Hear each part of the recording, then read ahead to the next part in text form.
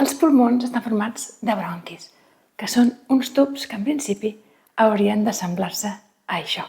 Quan tenim bronquitis passen 3 coses en més gran o menor mesura.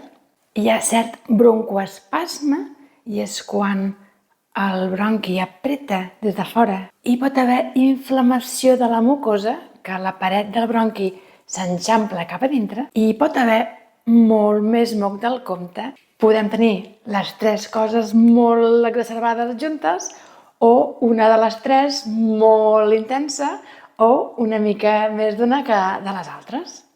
Molt sovint pensem que amb la medicació ja serà suficient i molt sovint és així.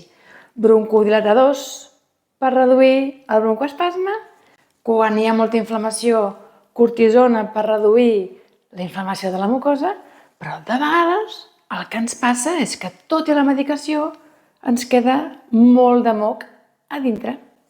Aquí és on la hidroteràpia respiratòria pot ajudar, amb tècniques manuals, ajudant a respirar més profundament o diferent, modulant el flux expiratori. I amb tècniques instrumentals amb aparells similars a aquest, ajudem a moure aquest moc cap a la gola i a poder-lo tossir més ràpidament. L'essencial és que facis cas al teu metge i et prenguis la medicació prescrita. Però si tot i així notes que tens moc que no es vol bellugar o que es belluga però que et costa molt de treure o que tosses molt, busca ajuda amb un fisiorespi. Salut Inspira't!